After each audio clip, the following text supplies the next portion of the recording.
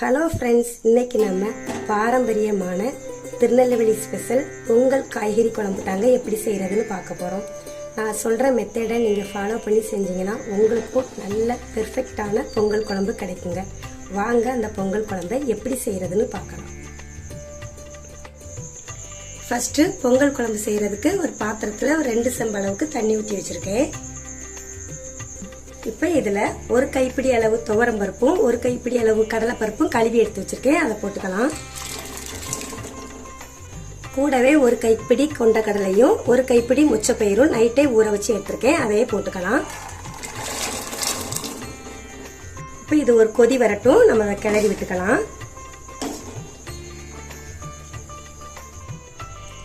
இப்போ இந்த பொங்கல் குழம்புக்கு தேவையான கிழங்குகள்லாம் எடுத்துக்கலாங்க.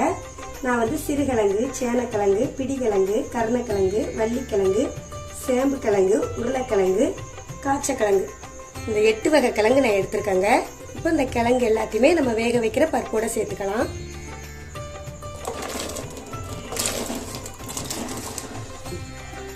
இதை நல்லா கிளறி விட்டுக்கலாம். கிழங்குல நல்ல மண்ணு தூசிலாம் இருக்குங்க. அதனால நல்ல தோலெல்லாம் சீவி எடுத்துட்டு கட் பண்ணி நல்லா கழுவிட்டு போடுங்க. இப்போ இந்த கிழங்குமே நல்லா ஒரு கொதி வரட்டும். இப்போ கிழங்கு நல்லா கொதிச்சு வெந்து வருதுங்க. கொதிச்சதுக்கு அப்புறமே ஒரு 5 நிமிஷம் வேக விட்டுட்டு அதுக்கப்புறமா காய்களை போடுங்க. அப்போதான் ஈவனா நல்லா ஒன்போல வெந்து வரும். நான் 15 வகை காய்கறிகள் எடுத்திருக்கேன். கத்திரிக்காய், முருங்கைக்காய், பீன்ஸு, அவரைக்காய், கேரட், சவுச்சவுக்காய், பீட்ரூட், வாழைக்காய், வெண்டைக்காய், பூசணிக்காய், தடியங்காய், முள்ளங்கி, கோஸ், தக்காளி, மாங்காய் இதெல்லாம் எடுத்துருக்கேங்க. இதில் இருக்கிற எல்லா காய்களுமே கம்பல்சரி போடணும்னு அவசியம் இல்லைங்க. உங்ககிட்ட இருக்கிற காய்களை போட்டே நீங்கள் குழம்பு வைக்கலாம். ஒரு 7 வகை அல்லது ஒரு 11 வகை எதுனாலும் போடலாம். பட் எல்லா காய்களுமே போட்டு வைக்கிறப்போ இந்த பொங்கல் குழம்பு ரொம்பவே அருமையாக இருக்குங்க. இப்போ இந்த காய்கள் எல்லாம் குழம்போட சேர்த்துடலாம்.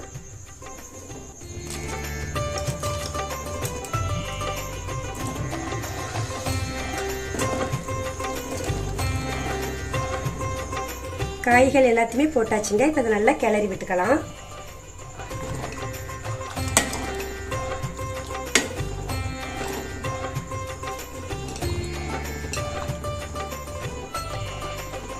இப்போ இந்த காய்களுக்கு தேவையான கொஞ்சமாக மஞ்சள் தூள் சேர்த்துக்குவோம்.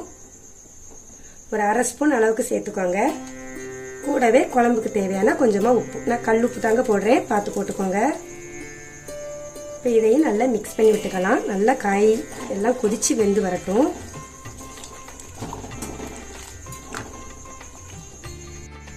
இப்போ இந்த பொங்கல் குழம்புக்கு தேவையான மசாலா ஜாமான் எடுத்துக்கலாம். 20 முழு வத்தல், 6 ஸ்பூன் முழு மல்லி, 1 ஸ்பூன் துவரம்பருப்பு, 1 ஸ்பூன் கடலைப்பருப்பு, 1 ஸ்பூன் மிளகு, 1 ஸ்பூன் சீரகம், 1/4 ஸ்பூன் கடுகு, 1/4 ஸ்பூன் வெந்தயம், ஒரு 2 துண்டு கட்டி காயத்தை 1 பாதியமாக உடச்சி வச்சிருக்கேன். இது எல்லாத்தையுமே ஒரு பாத்திரத்தில் போட்டு வறுத்து எடுத்துக்கலாம். நான் இதில் எடுத்திருக்க எல்லா அளவுமே நம்ம நார்மலாக யூஸ் பண்ணுற இந்த ஸ்பூன் அளவுக்கு தாங்க எடுத்திருக்கேன்.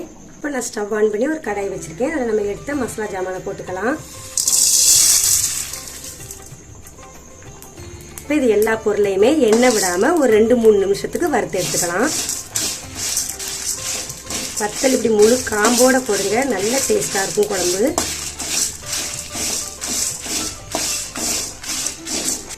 இது கூட ஒரு கைப்பிடி கருவேப்பிலையும் சேர்த்துக்கலாம். இதை லைட்டாக வறுத்துக்கிடுவோம். குழம்பு நல்ல மணமாக இருக்குங்க கருவேப்பிலை சேர்க்குறப்போ.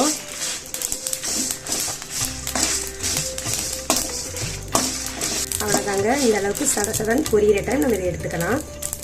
இப்போ இந்த வறுத்த மசாலா ஜாமான் எல்லாத்தையும் நல்லா ஆற விட்டு ஒரு மிக்ஸி ஜாருக்கு மாற்றி நல்லா திரிச்சு எடுத்துக்குவோம். வறுத்த மசாலாவை திரிச்சாச்சுங்க. இந்த அளவுக்கு திரிச்சா போதுங்க, ரொம்ப பவுடராக திரிக்க வேண்டிய அவசியம் இல்லை. இப்போ இதை நம்ம குழம்போடு சேர்த்துடலாம்.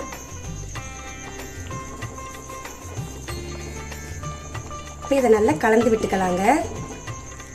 இந்த குழம்புக்கு கடையில் வாங்குகிற பாக்கெட் பொடியோ வீட்டில் உள்ள பொடியோ கண்டிப்பாக போடக்கூடாதுங்க. இப்படி மசாலா எல்லாமே வறுத்து திரிச்சா தாங்க இந்த குழம்புக்குரிய மனமும் ருசியும் கூடுதலாக கிடைக்கும்.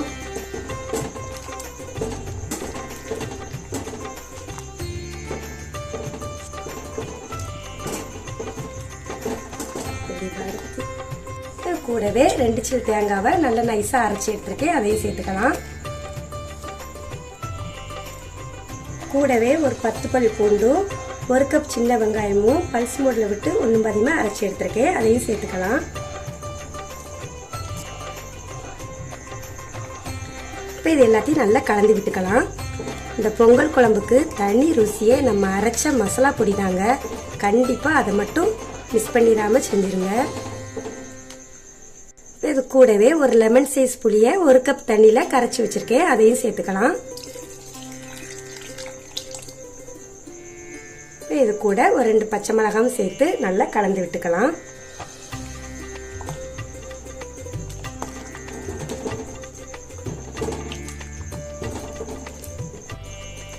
நான் வந்து புளிப்புக்கு 4 தக்காளியும் ஒரு சின்ன மாங்காயில் பாதி மாங்காவும் கொஞ்சமாக புளிக்கரைசலும் சேர்த்துருக்கேங்க.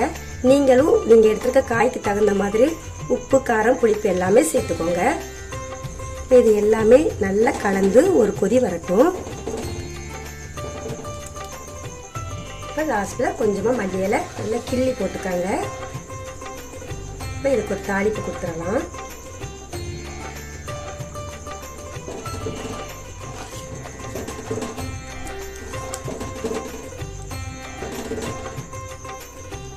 இப்போ தாளிக்கிறதுக்கு தேவையான எண்ணெய் சேர்த்துக்கலாம்.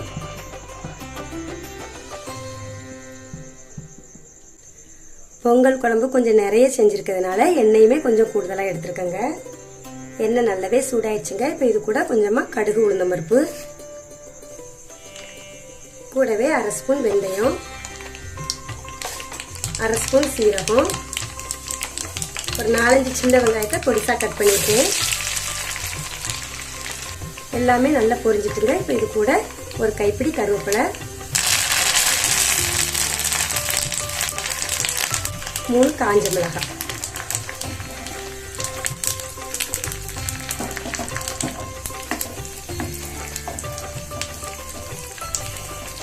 எல்லாமே நல்லா பொரிஞ்சிட்டுங்க. இப்போ இதை குழம்போட சேர்த்துடலாம்.